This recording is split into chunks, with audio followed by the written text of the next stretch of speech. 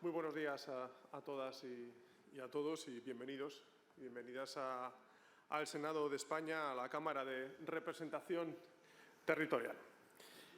Acoger la presentación del informe del Tribunal de Cuentas Europeos es un honor para esta Cámara, lo es siempre, a pesar de que es un acto que se celebra desde hace ya unos cuantos años y luego es un honor para mí como presidente de esta institución. Quiero daros la bienvenida, por tanto, a vuestra casa y también quiero saludaros a todos y a todas y, por supuesto, también a los senadores que, en este caso, se encuentran presentes aquí en este acto también.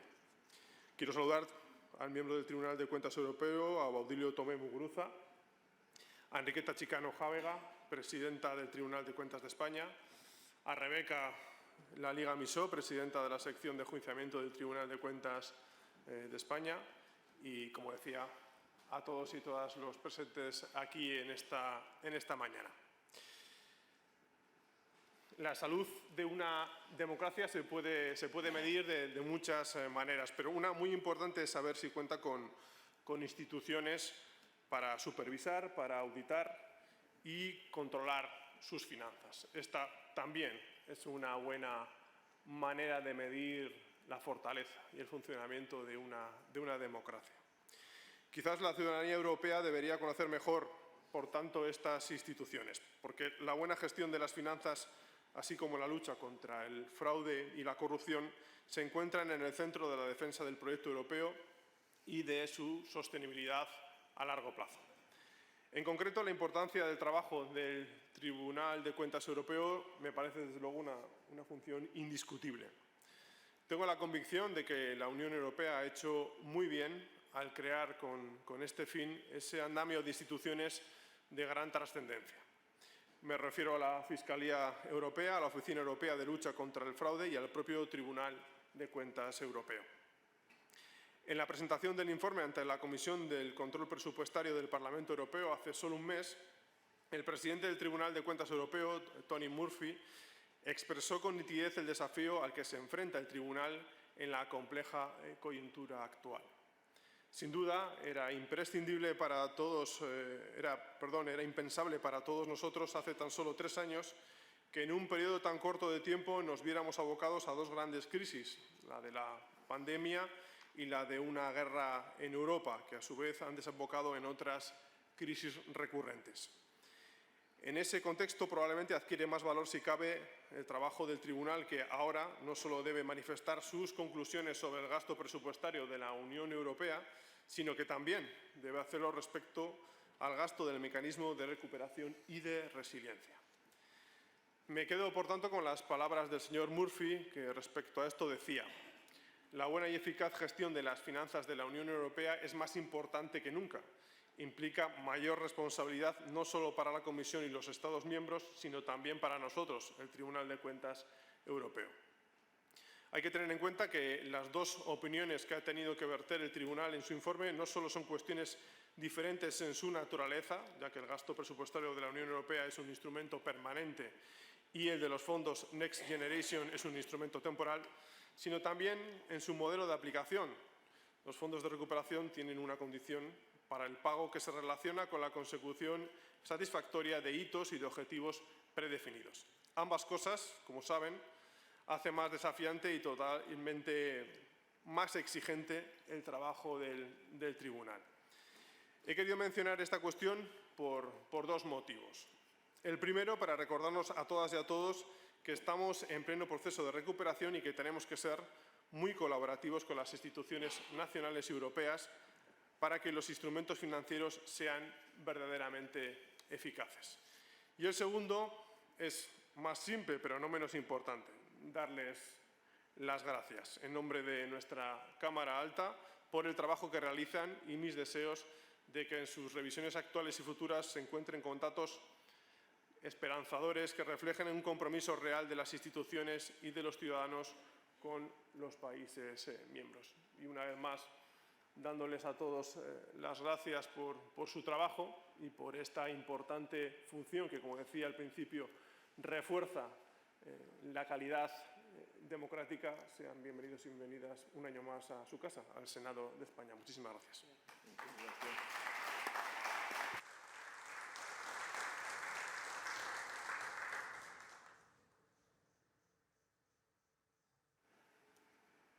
Tiene la palabra Enriqueta Chicana.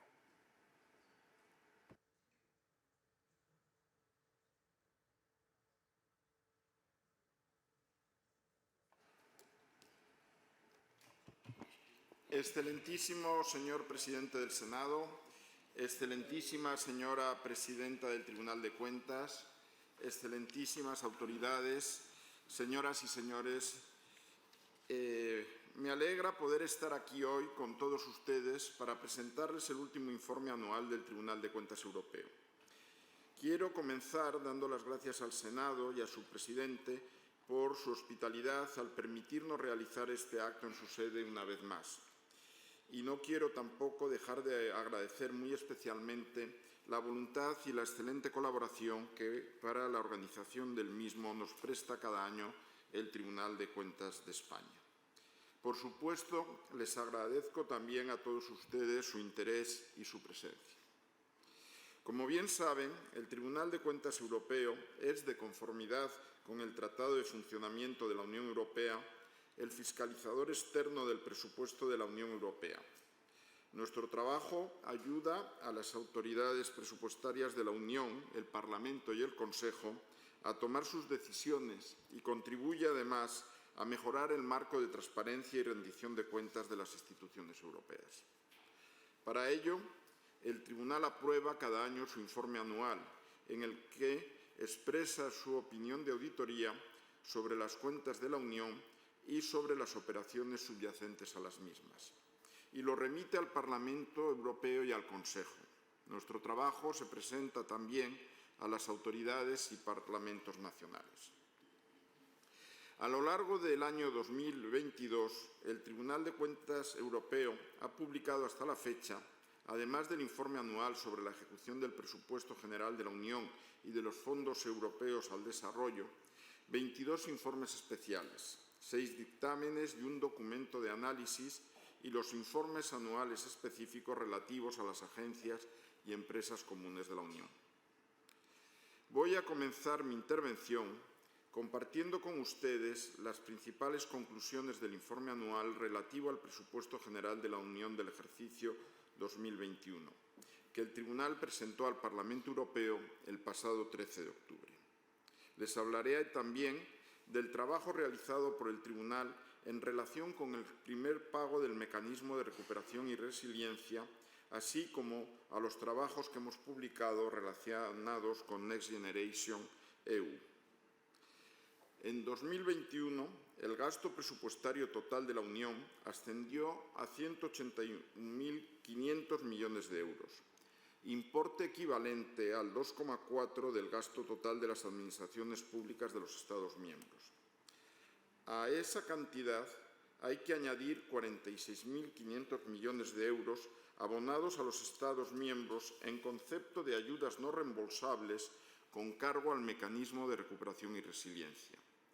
Los pagos totales de la Unión, por tanto, en 2021 ascendieron a 228.000 millones de euros.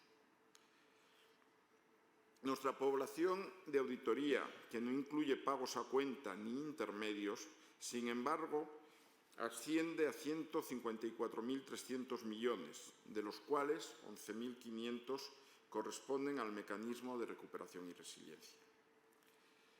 El 40% del presupuesto tradicional corresponde a recursos naturales, mayormente a agricultura y desarrollo rural, el 33% a cohesión y el 10% a gastos de mercado único, innovación y economía digital.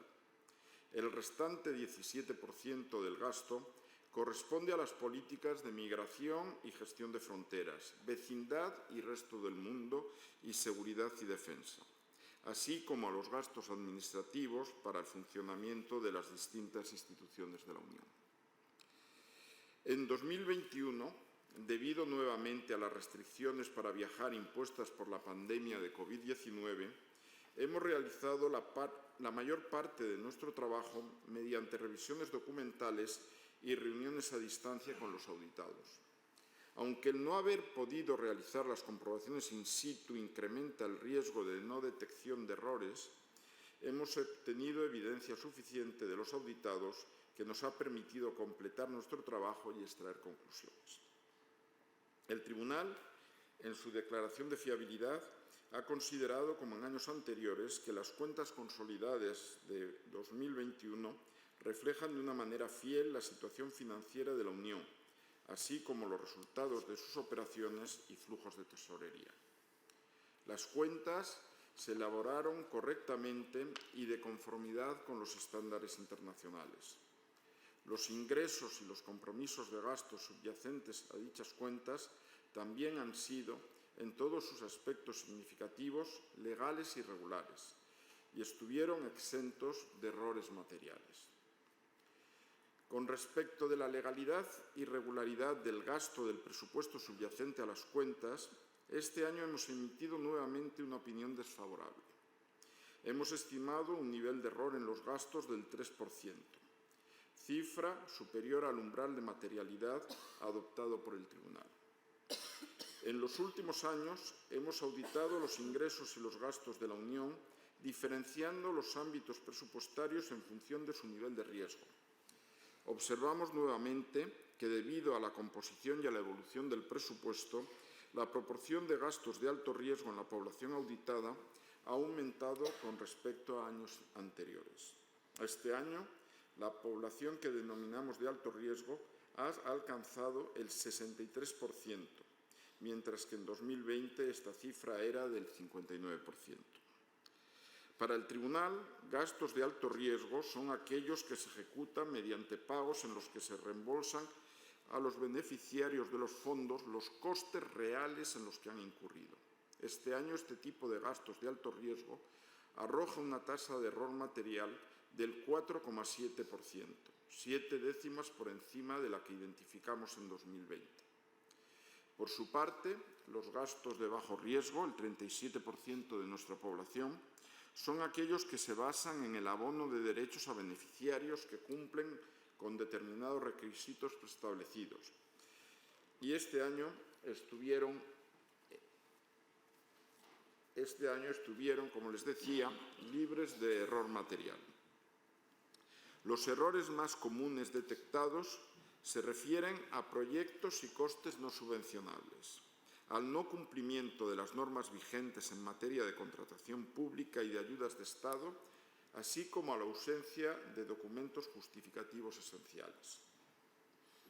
Si analizamos el nivel de error por políticas de gasto, los mayores niveles de error se dan en los ámbitos de mercado único, innovación y economía digital, con un 4,4%, y de cohesión, resiliencia y valores, con un 3,6%. Por el contrario, el nivel de error está por debajo del nivel de materialidad en los ámbitos de recursos naturales y medio ambiente, con un 1,8%, y de gastos administrativos de las instituciones y organismos de la Unión. Nuestro informe recoge un año más información relativa a la tasa de absorción de los fondos estructurales y de inversión europeos correspondientes al marco financiero plurianual 2014-2020. Al final de 2021, los pagos ascendían a 331.000 millones de euros, lo que supone un 67% de los 492.000 millones de euros comprometidos. Por lo que se refiere a España, la absorción alcanza hasta la fecha el 62% de los fondos asignados, quedando pendientes de absorber hasta finales de 2025 16.367 millones de euros. No se les escapa a ustedes el desafío que suponen estas cantidades pendientes de absorber para los presupuestos de los Estados miembros, al concurrir las mismas con los fondos correspondientes al mecanismo de recuperación y resiliencia y al nuevo marco financiero plurianual.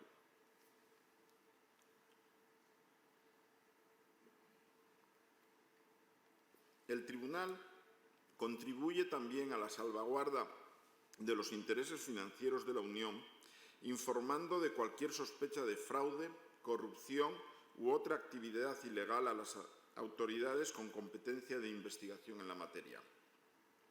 A lo largo de 2021, el Tribunal de Cuentas Europeo remitió 15 casos, frente a 6 en 2020, de presunto fraude a la Oficina Europea de Lucha contra el Fraude de la Comisión Europea.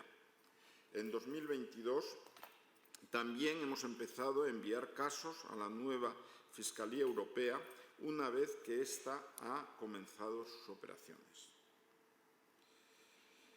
En nuestro informe anual correspondiente al ejercicio 2021, además de nuestra opinión sobre el gasto presupuestario, es decir, el relativo a los recursos presupuestarios tradicionales que se aprobaron en el marco financiero plurianual, hemos emitido también por primera vez una opinión sobre la legalidad y regularidad del gasto vinculado al mecanismo de recuperación y resiliencia. El mecanismo de recuperación y resiliencia supone cerca del 90% de los fondos atribuidos al Next Generation EU y responde a una nueva lógica de gasto. Mientras que en el marco financiero plurianual el gasto se ejecuta mediante el reembolso de costes incurridos o mediante pagos sujetos a la observancia de determinadas condiciones, en el mecanismo prima la consecución de determinados resultados.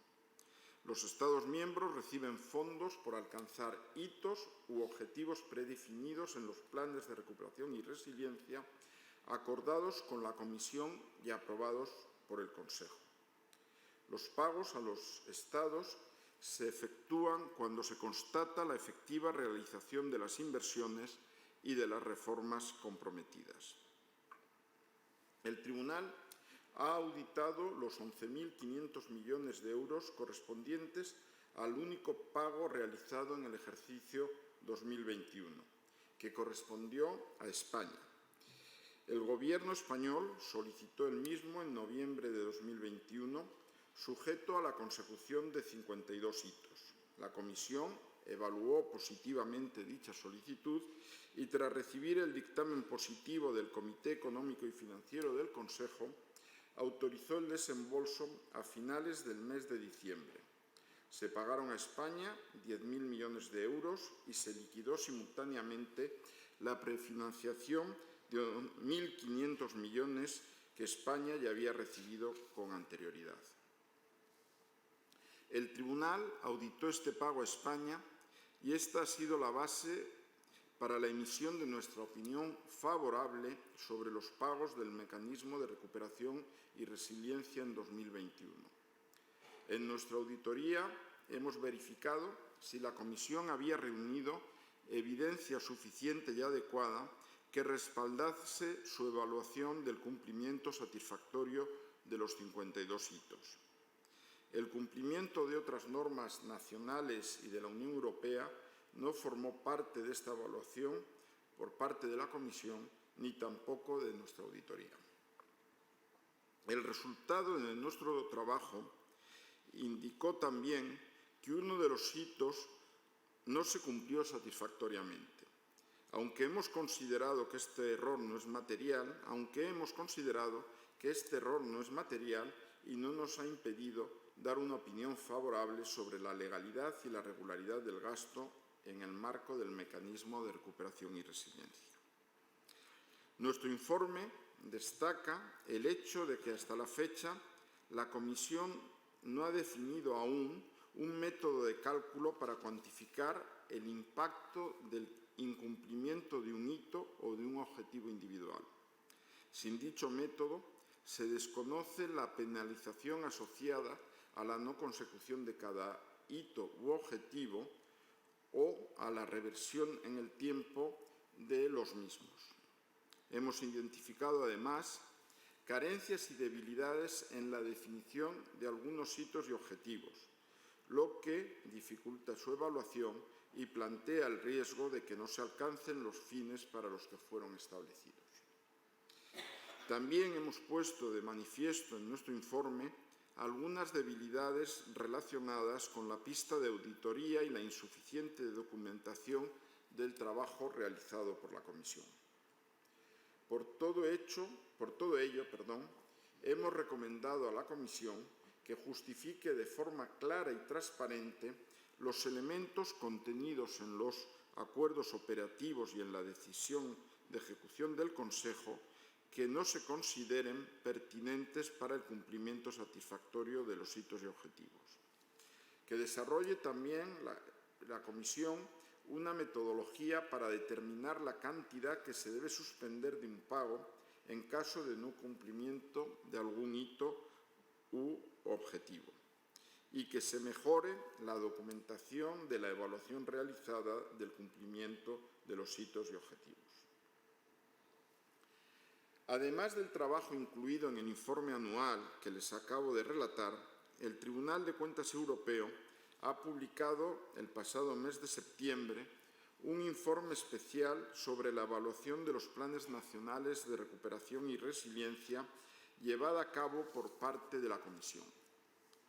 Aunque en el mismo concluimos que la evaluación de la Comisión ha sido adecuada, ponemos de manifiesto riesgos para la aplicación de los planes, como la falta de claridad de algunos hitos y objetivos. Vamos también a publicar próximamente informes relativos a la relación entre los fondos estructurales y de inversión y el mecanismo de recuperación y resiliencia, y al diseño de los sistemas de control puestos en marcha por la Comisión. En los próximos años, el Tribunal se enfrentará a un entorno más complejo, al tener que auditar una pluralidad de pagos con multitud de hitos y objetivos. Pero no es solo a la Comisión y al Tribunal de Cuentas Europeo a quienes un instrumento tan novedoso y diferente como es el mecanismo de recuperación y resiliencia plantea un reto de auditoría. Como bien conocen ustedes, el artículo 22 del reglamento que establece este mecanismo prevé que todos los Estados miembros, como beneficiarios del mismo, adopten todas las medidas adecuadas para proteger los intereses financieros de la Unión, para velar porque la utilización de los fondos se realice con conformidad con la normativa nacional y europea y para prevenir, detectar y corregir el fraude, la corrupción y los conflictos de intereses. Creo que es importante, en aras de la necesaria transparencia y rendición pública de cuentas, que podamos ofrecer a los ciudadanos europeos seguridad y confianza en cómo se gestiona el Next Generation EU y el mecanismo de recuperación y resiliencia. Y tanto el Tribunal de Cuentas Europeo como las entidades fiscalizadoras superiores de los Estados miembros están llamadas a esa tarea. En este sentido, espero personalmente con interés el resultado de los trabajos que sé que se están realizando en el Tribunal de Cuentas de España, en los organismos de control externo de las comunidades autónomas y en otras entidades fiscalizadoras superiores de los demás Estados miembros de la Unión. Cada uno desde nuestro ámbito y cada institución con su enfoque y alcance particulares, contribuiremos a formar el necesario entramado de control que nos permita juzgar la eficiencia de una arquitectura de gestión tan novedosa y diferente de lo que conocíamos hasta ahora, como es el mecanismo de recuperación y resiliencia. Muchas gracias, señoras y señores, por la atención que me han prestado. Gracias.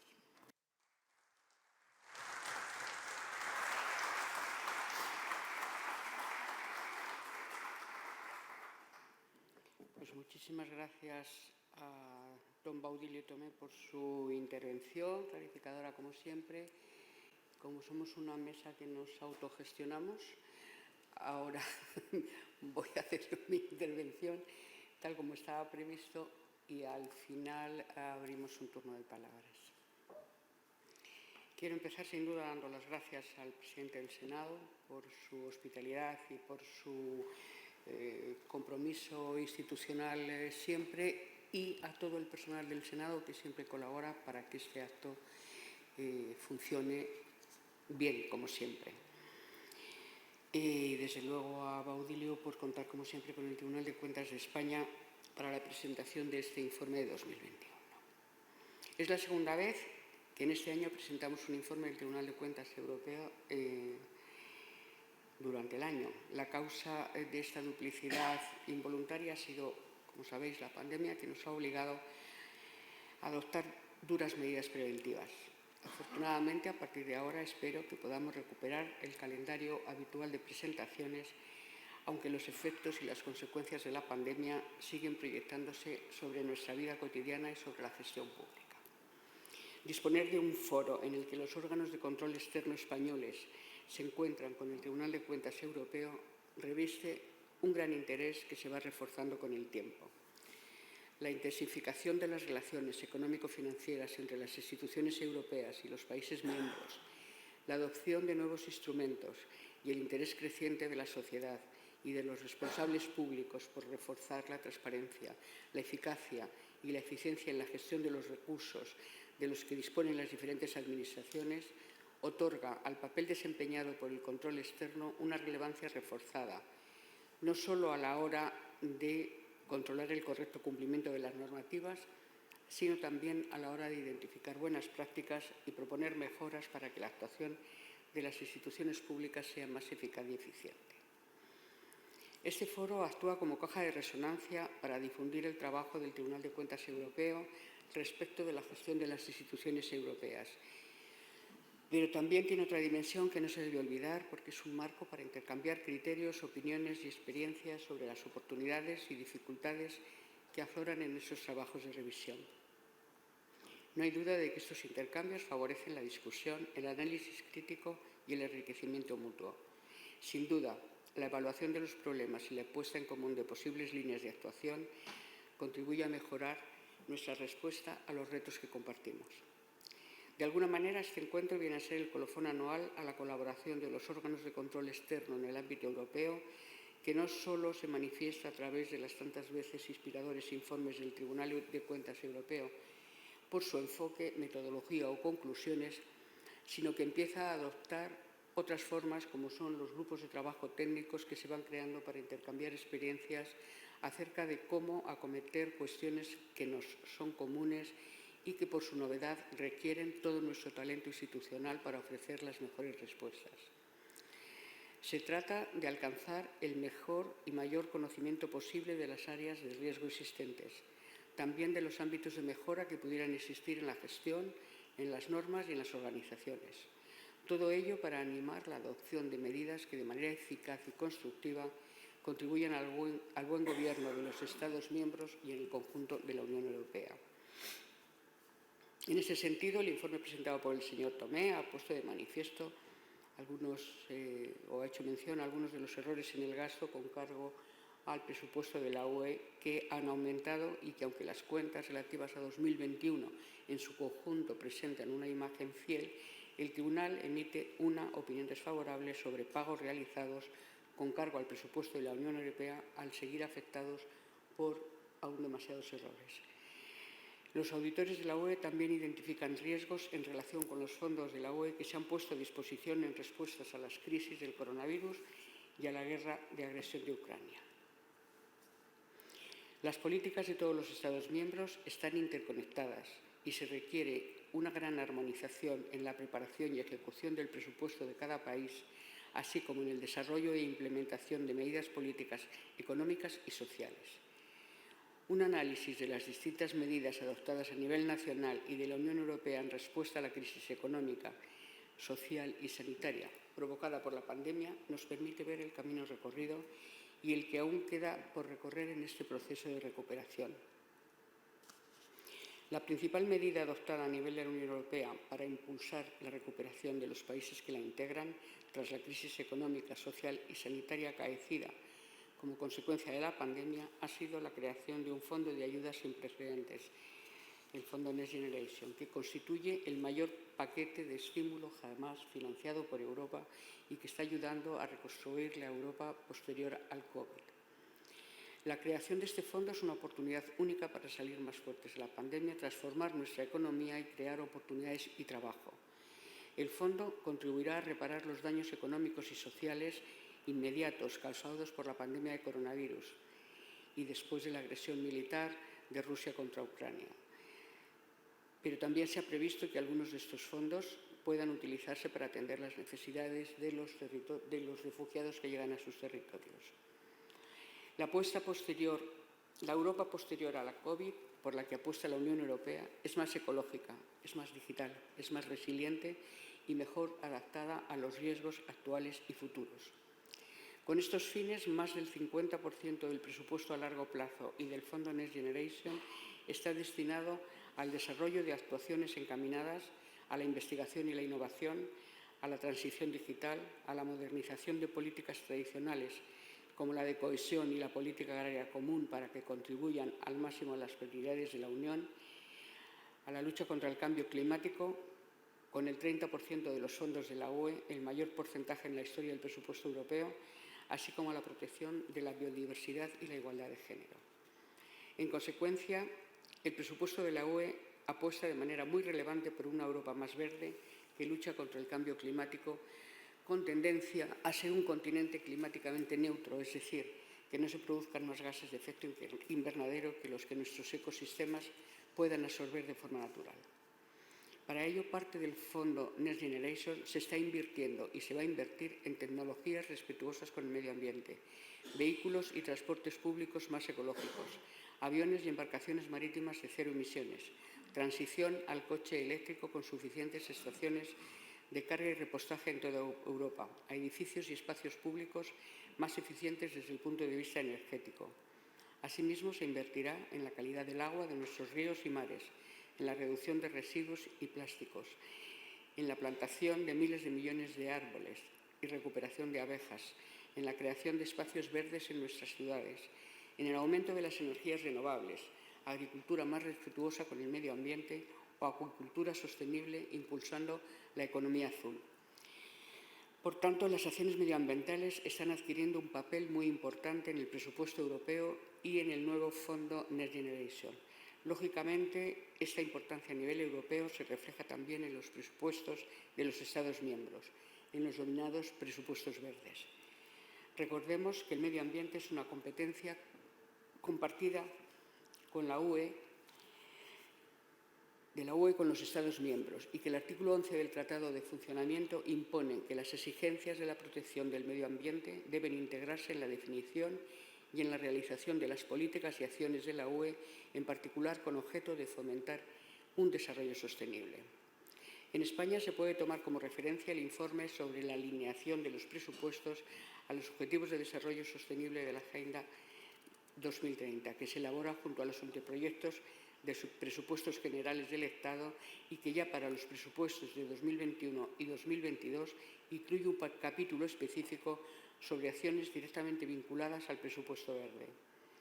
En concreto, en los presupuestos generales del Estado para el ejercicio 2022 se aprobaron créditos por un importe total de 53.850 millones de euros para diversas acciones relacionadas con el medio ambiente y con los Objetivos de Desarrollo Sostenible 6, agua limpia y saneamiento, 7, energía asequible y no contaminante, 11, ciudades y comunidades sostenibles, 12, producción y consumo responsables, 13, acción por el clima, 14, vida submarina, 15, vida de ecosistemas terrestres. Dichos créditos se encuentran distribuidos en 149 programas presupuestarios que contribuyen de manera directa o indirecta a la consecución de los citados objetivos.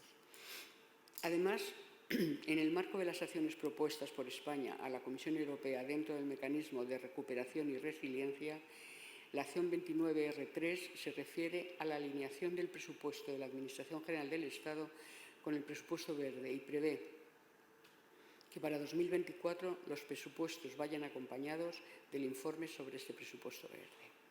En este contexto económico y social en el que los poderes públicos comunitarios y nacionales pretenden dar respuesta a las inquietudes de la sociedad hacia la sostenibilidad y refuerzan el compromiso y los recursos por la acción medioambiental, cobra una especial importancia la labor de las instituciones de control. Permítanme en este punto realizar algunas reflexiones sobre el papel de las entidades fiscalizadoras superiores en relación con la sostenibilidad. Como cuestión previa, quisiera recordar que el concepto de sostenibilidad es amplio. La propia Agenda 2030 incorpora una visión de desarrollo que integra 3 visiones de sostenibilidad: sostenibilidad social, medioambiental y económica. En nuestro entorno se suele asociar sostenibilidad con la dimensión medioambiental, pero eso es una visión parcial en nuestros días, hasta el punto de que en algunos ámbitos se habla ya de sostenibilidad institucional para aludir a la importancia de instituciones fuertes y de calidad para que sea factible un desarrollo equilibrado. Al mismo tiempo que ocurre esto, las FS han reforzado su compromiso para incrementar su visibilidad y su relevancia social. En consecuencia, tenemos que alinearlos con las inquietudes de la sociedad actual. Y la sostenibilidad en ese sentido amplio es una buena síntesis de estas prioridades. En consecuencia, si queremos contribuir a nuestras sociedades y que nuestras aportaciones sean socialmente relevantes, tenemos que incorporar a nuestra agenda las dimensiones del desarrollo para las que tenemos mandato. Como saben, las Cortes Generales modificaron en 2015 nuestra ley orgánica, de la que ahora se cumplen 40 años, para incorporar a nuestra actividad la sostenibilidad medioambiental y algunas dimensiones como la sostenibilidad social, económica y de la institucional. Por ejemplo, fiscalizamos la igualdad entre hombres y mujeres y ese es uno de los vectores de la sostenibilidad social. También tenemos que pronunciarnos anualmente acerca de la fiabilidad de las cuentas presentadas por la Administración e instituciones públicas y eso contribuye tanto a la sostenibilidad económica como al buen gobierno, lo que constituye de alguna manera contribuir a la sostenibilidad institucional. Como decía, tenemos encomendada la sostenibilidad medioambiental y durante los últimos años el Tribunal de Cuentas la ha incorporado como criterio a la planificación de sus actuaciones fiscalizadoras. También se han aprobado varios informes dedicados a cuestiones medioambientales, como el informe de fiscalización de las actuaciones desarrolladas por el Ministerio de Agricultura, Pesca, Alimentación y Medio Ambiente y por el Ministerio para la Transición Ecológica en relación con el cambio climático ejercicio 2018, el informe sobre la fiscalización de las actuaciones de defensa contra la desertificación y prevención y extinción de incendios forestales ejercicio 2018 y el informe de fiscalización sobre la gestión de los derechos de emisión de gases de efecto invernadero ejercicios 17 y 18. Los principales resultados de estos informes fueron, en relación con el informe sobre el cambio climático, se puso de manifiesto que, pese a los avances alcanzados en la definición de un nuevo marco jurídico y estratégico en materia de cambio climático, todavía queda mucho camino por recorrer, siendo preciso priorizar la coordinación con las administraciones territoriales, así como promover la definición de un mecanismo de seguimiento en la ejecución del Plan Nacional Integrado de Energía y Clima y del Plan Nacional de Adaptación al Cambio Climático. Respecto al informe sobre desertificación, se subraya que los recursos hídricos en muchas zonas de España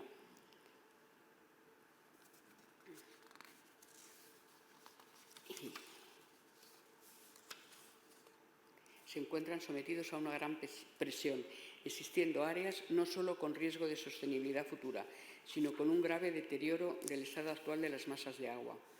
También se constata un descenso significativo en los recursos asignados a la prevención de incendios, recomendando estudiar la posibilidad de financiar entre todas las administraciones un encargo conjunto, lo que podría suponer una mayor eficiencia y economía en la utilización de los recursos. Finalmente, el informe sobre la emisión de gases de efecto invernadero propone una serie de mejoras en los procedimientos de gestión, entre las que destacan implementar mecanismos que permitan hacer efectivo el cobro de los derechos de emisión a las aeronaves y destinar parte de los ingresos procedentes de las subastas de derechos de emisión a financiar actuaciones con energías renovables.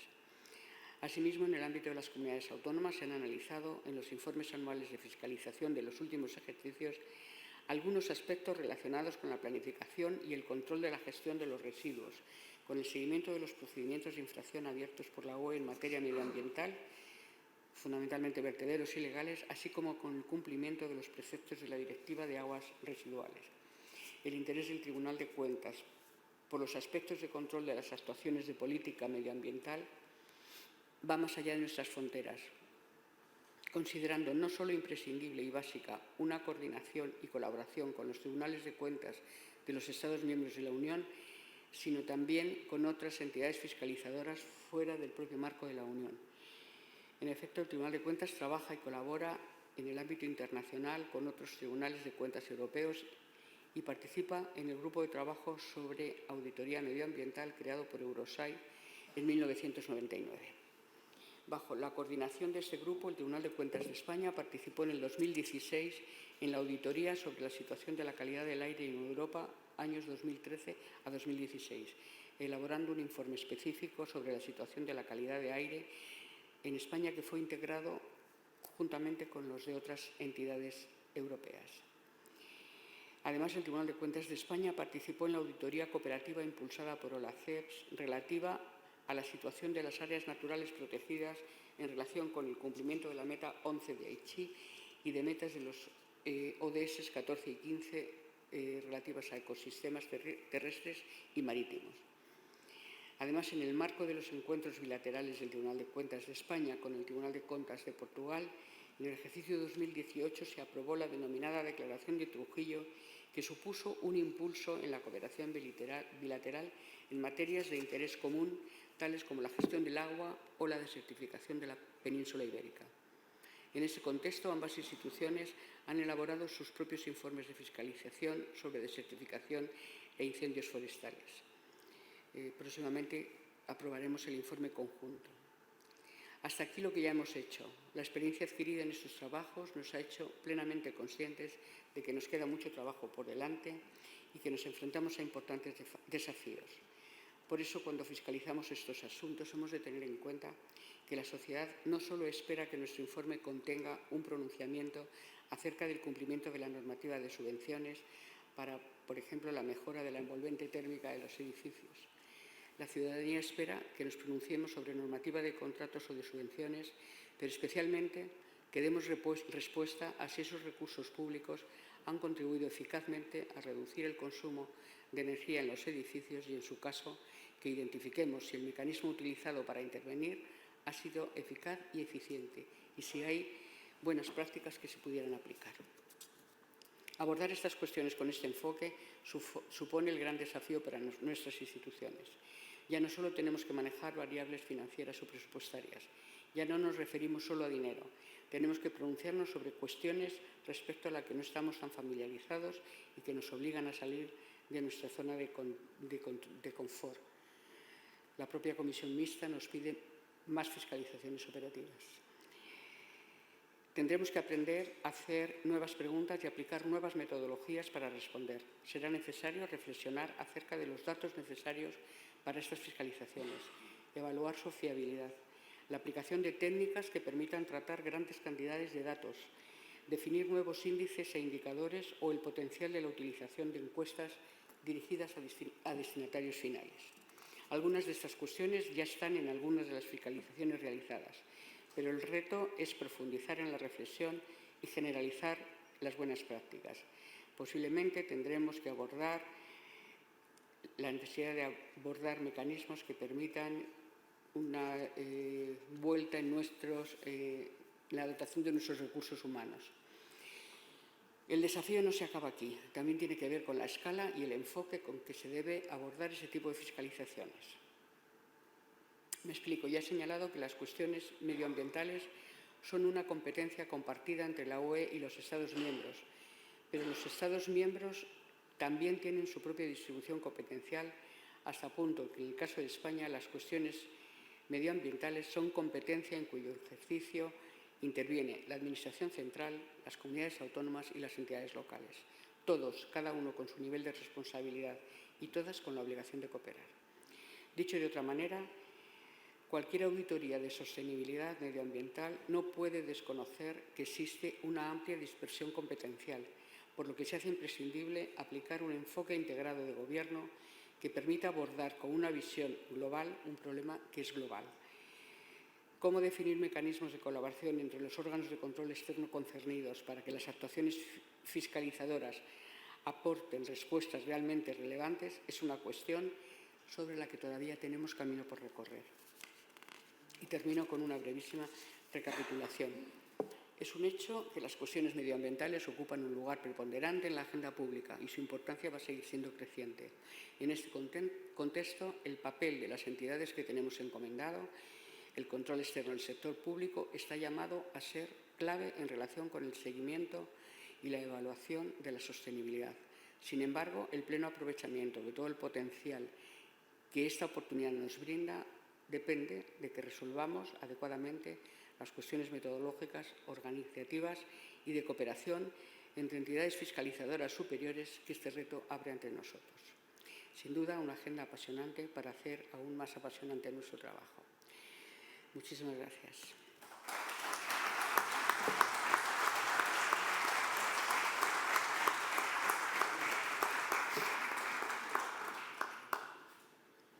Y ahora, si les parece, abrimos un turno de preguntas. Espero que todas ellas dirigidas al señor Tomé.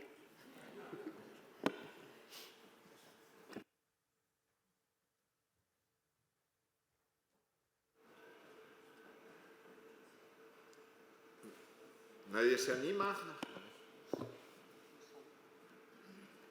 Muy bien, muy buenos días. Soy Simón Rego, del Consejo de Contas de Galicia. Me gustaría felicitar al señor Tomé por la apelación que acaba de hacer al papel que tenemos que hacer todo el entramado del control externo, tanto del ámbito europeo como también en el ámbito nacional, tanto el Tribunal de Cuentas como la comunidad que integramos la Asociación de Órganos de Control Externo Autonómicos. En este sentido, la pregunta iría dirigida si este entramado, teniendo en cuenta que en el propio informe se hace referencia a la evaluación de la segunda línea de defensa que suponen las autoridades de auditoría, irá un paso más allá cuando hablemos de los mecanismos de recuperación. Si ese tipo de trabajos de evaluación de las autoridades de auditoría en torno a la legalidad y regularidad del gasto, teniendo en cuenta la lógica vinculada a resultados de los mecanismos de recuperación y resiliencia, abocará a considerarla, a dotarla de mayor relevancia a este papel dentro de nuestros trabajos de fiscalización externa. Pues muchas gracias por la pregunta, porque alude usted, lo que plantea es la propia complejidad del mecanismo de recuperación y resiliencia. Yo les decía que conforme al reglamento, la Comisión está auditando el cumplimiento, en el caso, por ejemplo, del pago que se ha auditado de España, de una serie de hitos. Pero eso no obsta para que se tenga que cumplir la normativa nacional y europea en materia, por ejemplo, de contratación o de competencia, y tampoco obsta para que los intereses financieros de la Unión tengan que estar protegidos frente a casos de fraude, corrupción, doble financiación al concurrir otros mecanismos de financiación europeos o conflicto de intereses. Y el propio reglamento que establece el mecanismo pues establece un complejo sistema en el que las solicitudes de pago tienen que incorporar auditorías, en el que tienen que contemplar mecanismos de prevención, y a eso, en el caso de España, y con carácter general, se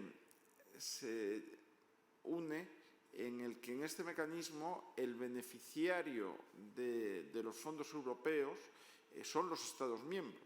En el enfoque tradicional, por ejemplo, de los fondos estructurales, había cofinanciación por parte del presupuesto nacional, del presupuesto europeo, y el pago del presupuesto europeo era a un beneficiario final, que podía ser una comunidad autónoma o podían ser terceros particulares. Aquí el beneficiario siempre es el Estado y es el que tiene que responder de todos esos otras circunstancias, aparte de justificar que se cumplen los hitos y objetivos. Al concurrir a vez comunidades autónomas, pues todo el entramado de control pues está llamado a intervenir, no solamente la segunda línea, sino por supuesto, los propios organismos de fiscalización de las administraciones, los organismos de fiscalización externa, etcétera. O sea, el reto yo creo que es mayúsculo, porque además tampoco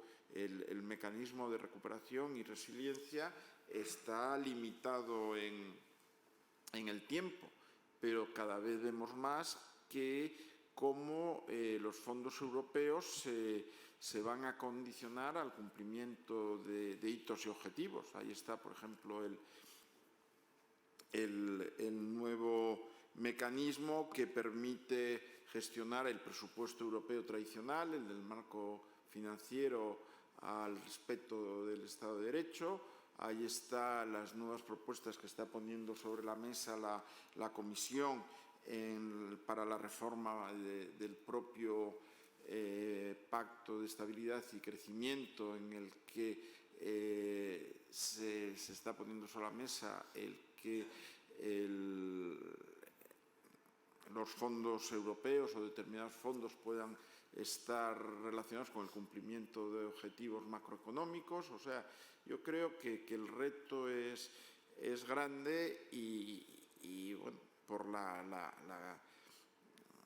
lo quería aludir al final de mi intervención, por la magnitud de los fondos en cuestión, por las propias cantidades involucradas, por la relevancia de los fines últimos, que es la transformación digital y verde de la economía europea, probablemente uno de los más ambiciosos programas de cambio estructural que nunca se hayan abordado, pues es muy importante que todos los que estamos llamados a contribuir también desde el control, pues podamos proporcionar de manera transparente evidencia a todos los niveles, cumplimiento de hitos y objetivos y cumplimiento con todo tipo de normativas aplicables.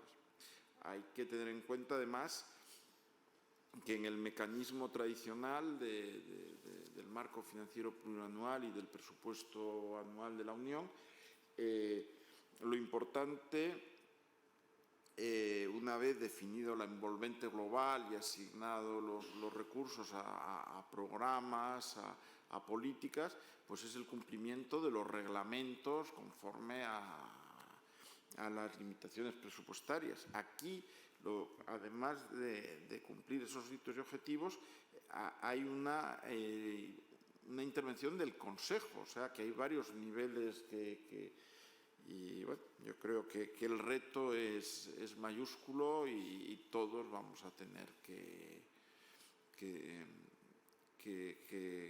aplicarnos, ¿no? Insisto que conforme a la interpretación, por ejemplo, que se está haciendo más extendida, sobre todo por parte de la Comisión, del nuevo mecanismo, los fondos son fondos presupuestarios que entran en el presupuesto de los Estados miembros, con lo cual el papel de los tribunales de cuenta, de los organismos de fiscalización nacionales a los distintos niveles, pues va a ser también esencial. Más que respuestas, pues yo creo que planteo nuevas preguntas, pero vamos, es el reto profesional que tenemos todos. Sí. Sí, bueno, si me permite, abundando un poco en esta cuestión, yo soy Antonio López, de la Cámara de Cuentas, consejero de la Cámara de Cuentas de Andalucía. A mí me resulta un poco chocante alguna cuestión que me gustaría compartir y no acabo de ver dónde puede estar la solución. Está claro que los fondos de Next Generation han planteado un paradigma distinto a la hora de verificar el cumplimiento de lo que se realiza. Y usted mismo, cuando ha hablado del trabajo y la verificación que se ha realizado sobre el primer pago que se ha hecho España, ha restringido el cumplimiento y la verificación y la obtención de evidencia en torno al cumplimiento de objetivos y metas. Y ha hecho expresa mención a que no se ha abordado lo que pueda ser estar en línea o no con el cumplimiento de normativa nacional o de la Unión Europea. Y que hay un reto por parte de instituciones de control nacionales y regionales en relación con ese otro aspecto. Pero a mí me cuesta trabajo ver qué repercusión puede tener cuando la Comisión Europea, por ejemplo, ha dado el visto bueno a los pagos porque se ha cumplido el objetivo y las metas con las restricciones o las puntualizaciones que se pueden hacer, digamos que se ha cumplido la misión, se ha cumplido lo que se pretendía con esos fondos. No acabo de ver que el otro papel, cómo puede afectar y en qué medida puede restringir, que entiendo que no, el cumplimiento y el pago de esos fondos. Es decir, creo que el cambio de paradigma supone también un cambio importante en cuanto a los objetivos de fiscalización que se ponen de relieve. Entonces, no acabo de encajar esas dos cuestiones. No sé cuál es su opinión. Sí, gracias, porque efectivamente el nuevo modelo o el modelo del mecanismo de recuperación y resiliencia plantea muchas dudas. Primero, se asignan fondos al cumplimiento de hitos. Por ejemplo, en el pago que ha habido a España en el año 21 se trata solamente de hitos, es decir, de la adopción o entrada en vigor de medidas, de reformas estructurales que pueden tener un impacto sobre la situación financiera, sobre la competitividad, sobre la sostenibilidad a largo plazo, eso que ahora se llama resiliencia, ¿no? Pero que no necesariamente llevan adjudicados, asociados inversiones concretas. Cuando se habla de los objetivos, que normalmente llevarán asociados inversiones cuyo coste estimado se ha podido tener en cuenta por parte de los Estados miembros y la Comisión, pero que, insisto, así como en la ejecución del presupuesto el pago se hace contra la documentación que prueba la realidad del gasto y el cumplimiento de la legalidad, aquí es una estimación de costes que se ha englobado en un pago conjunto, etc. Ese reto está ahí. En nuestro informe ponemos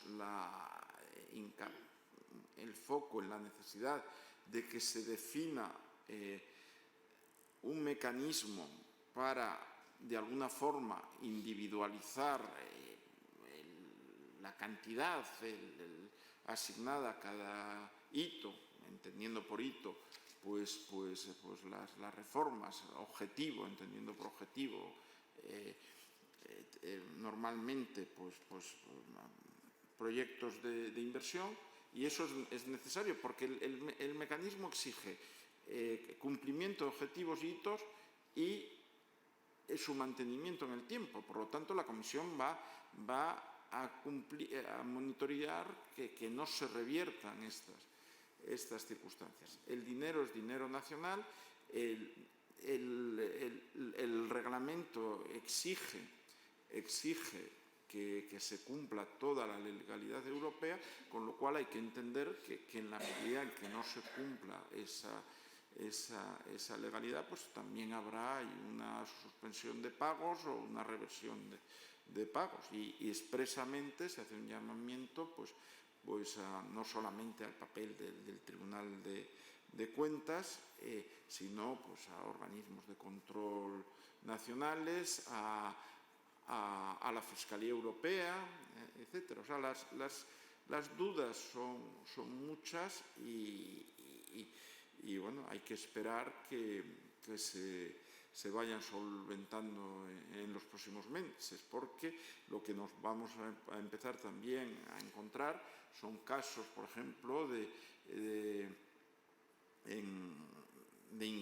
no cumplimiento, por ejemplo, parcial de lo que estaba comprometido en un país a hacer en determinada fecha. ¿En qué medida eso influye en el pago? ¿Se tiene que posponer el pago en su totalidad, parcialmente, etcétera, ¿no? Pero al final el Estado miembro, como beneficiario del pago conforme al mecanismo, pues se hacen responsable de que se cumpla en su integridad, no solamente los aspectos, digamos, finalistas de las reformas o el impacto de los resultados que se buscan, sino también de la legalidad. O sea, todo está por definir en parte, pero vamos, yo creo que existe un consenso en que todos esos aspectos a los que me he referido e insistido del cumplimiento de la normativa nacional y europea, pues tendrán también un impacto si no se cumple. Gracias. Y ojalá tuviese yo ahora todas las respuestas, sí, insisto. Hola, buenos días. Soy Elena Hernández, soy consejera del Tribunal de Cuentas del Reino de España. Yo quisiera, quizás un poco aventurado y un poco pronto, pero plantearle una cuestión. ¿Usted considera que tanto los mecanismos que establece, valga la redundancia, este mecanismo de recuperación, transformación y resiliencia, como los enfoques de evaluación que exige, por supuesto, la evaluación o la fiscalización del mecanismo, pueden ser tractores de una nueva forma a medio plazo, ya no digo a largo plazo, de fiscalizar no solamente en el Tribunal de Cuentas, sino también en los distintos órganos fiscalizadores, que pongamos un poco más el enfoque en la naturaleza evaluadora de la fiscalización, o esto es algo muy excepcional que tenemos que considerar en el ámbito en el que se ha producido? Pues organismos como los nuestros, los tribunales de cuentas, las entidades de fiscalización superior, el reto de medir el impacto real, yo creo que es algo que lo hemos asumido como propio, como parte de nuestra profesión, como parte de nuestro mandato institucional. Y eso es el desarrollo de metodologías adecuadas que permita pues, la evaluación del diseño de políticas y programas, el impacto de las mismas, el resultado último en términos de eficiencia, eficacia, de impacto real es permanente. Yo creo que el mecanismo hace eso mucho más acuciante, porque el propio mecanismo, sin excluir, insisto, el cumplimiento de todos los aspectos legales, condiciona los desembolsos al cumplimiento de resultados. Entonces, necesariamente la evaluación y la fiscalización se tiene que hacer en términos de resultados. Yo les he estado presentando la evaluación que nosotros hemos hecho del trabajo que ha hecho la Comisión a la hora de evaluar que España ha cumplido los 52 hitos asociados al primer pago. España va adelantada con respecto a otros países en la implementación del mecanismo de recuperación y resiliencia. Fue el único país que se benefició de un pago en el año 2021. En este caso eran lo que en la terminología del reglamento y en la jerga nuestra se denominan hitos, o sea, constatar que se han adoptado o han entrado en vigor una serie de reformas estructurales en términos normativos o organizativos. Eso es distinto a medir el impacto de determinadas inversiones a efectos de desarrollar la introducción de tecnologías digitales. O sea, el reto, en mi opinión, se va a incrementar notablemente cuando empecemos a auditar no solo hitos, sino también objetivos. Tribunal, bueno, estamos auditando ahora mismo el ejercicio 2022, estoy hablando de memoria, pero me parece que son, pues, no sé si 13 pagos los que se van a hacer. Es posible que algunos países pues reciban 2 pagos en este año de ejercicio, con lo cual, bueno, a nosotros nos plantea el reto organizativo de dar una opinión, pues evaluando hitos y objetivos que se refieren a muchos países, definir una muestra, etcétera, pero como insisto, a la Comisión también se le va a plantear el reto de medir no solamente reformas estructurales en términos normativos u organizativos, sino medir el impacto real de determinadas inversiones que se hayan hecho. Por más Y vuelvo a la pregunta anterior de que el Estado miembro tenga que estar en condiciones de garantizar el cumplimiento de la legalidad. Gracias.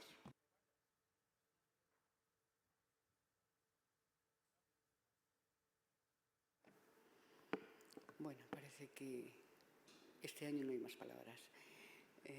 Con lo cual yo pues voy a terminar primero agradeciendo al Senado su hospitalidad, como siempre, muy sinceramente y muy encarecidamente a Baudilio Tomé por su presentación y por compartir sus reflexiones, incluso sus dudas de cara al futuro. Agradezco la presencia de todos ustedes, a los consejeras y consejeros del Tribunal de Cuentas, a los presidentes y consejeros de los Tribunales de Cuentas de Comunidades Autónomas, a los diputados y senadores y a todos los funcionarios del Tribunal de Cuentas que hoy han querido estar aquí a escuchar las explicaciones de este informe anual, que siempre nos sirve para reforzar nuestras posiciones o algunas veces para cambiar algunas. Muchísimas gracias a todos y damos por finalizado este acto. Gracias.